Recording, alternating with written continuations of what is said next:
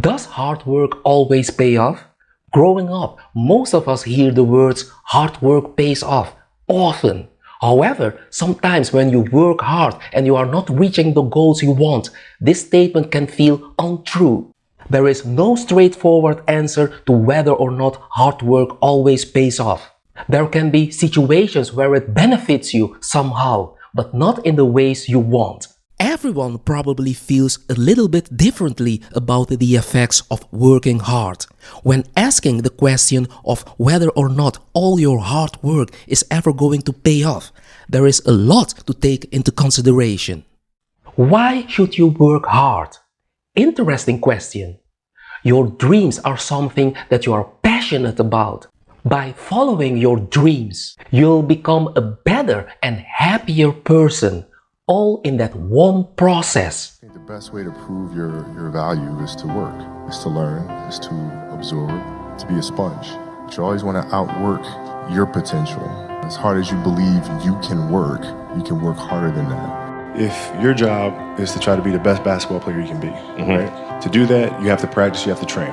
You want to train as much as you can, as often as you can. So if you get up at 10 in the morning, train at 11, train at 12, train for 2 hours, 12 to 2. You have to let your body recover. So you eat, recover, whatever. You get back out, you train, start training again at 6. Train from 6 to 8. And now you go home, you shower, you eat dinner, you go to bed, you wake up, you do it again, right? Those are 2 sessions. Right now, imagine you wake up at 3, you train at 4. 4 to 6, come home, breakfast, relax, blah, blah, blah. Now you're back at it again, 9 to 11, you relax, and now all of a sudden you're back at it again, 2 to 4, and now you're back at it again, 7 to 9. Look how much more training I have done by simply starting at 4, right? And so now you do that, and as the years go on, the separation that you have with your competitors and your peers just grows larger and larger and larger and larger and larger. And by year 5 or 6, doesn't matter what kind of work they do in the summer, they're never going to catch up because they're 5 years behind, right? So it makes sense to get up and start your day early because you can get more work in. One of the things that I had to learn is how to get the best out of my teammates. And most people think it's a simple thing, pass them the ball, but that's not how you make guys better. You have to really affect their behavior. So, like I would tell guys, we got back-to-backs. I don't care if we're in Miami, I don't care if we're in a great city of Chicago. You can't go out, we got to get rest. You play Monday and you play again Tuesday. Guys aren't gonna listen, right? Right. So a few times I say, all right, we'll all go out. We'll go out together. I'll drink with you. But the next morning, I'm banging on your door at 5 in the morning. Let's go. I hung out with you, now you come hang out with me. Wow. This is what we do, all right, let's go. And we're at the gym, we're working out, right? We hit the bus, we go to practice, we play that night. And they're dead, and they're like, lesson learned. Listen, if you're gonna do that, but don't let that compromise what we're here to do. This is why we're here. This is why you're here in the first place. When you're in this culture in our society, you can do some phenomenal things individually, but they'll never reach their full potential unless you do them collectively. And you have to figure out how to do that. And Phil Jackson was great at it. He wouldn't just coach the team or coach the game, but he'd read everything about every single player. Learn about your history, how you grew up, how you were raised, where were you raised.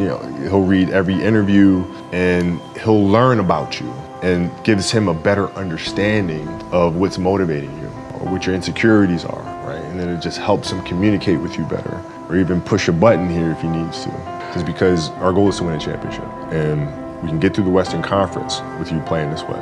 But in the East, we can dominate them inside with Shaq in the post. But if you continue to do this, we'll lose Shaq. We'll lose him. So I need you to pull back so we can pull Shaq forward for June. I'm not going to rest. I'm going to keep on pushing now. There are a lot of answers that I don't have, even questions that I don't have. But I'm just going to keep going. I'm just going to keep going, and I'll figure these things out as we go, right? And you just continue to build that way. So I try to live by that all the time. We talk about hard work all the time. It's like, man, if you got to get up every single morning and remind yourself how hard you need to work, you probably need to choose a different profession. Because that shouldn't be there.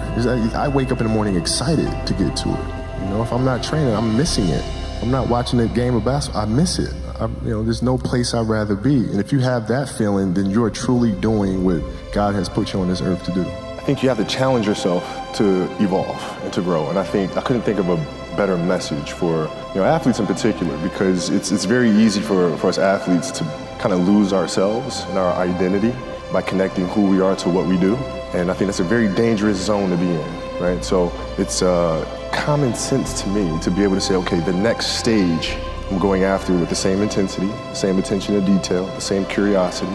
So of course I'd want to be better at that than I was in my previous career. We're going to find out, right? I mean, that's the thing. You know, you go for it, and you do all you can. You learn as much as you can. You continue to try. You continue to improve. You continue to evolve, right? You know, 20 years from now, I can look in the mirror and say I gave it my best shot, and we did the best we could, and see where we end up.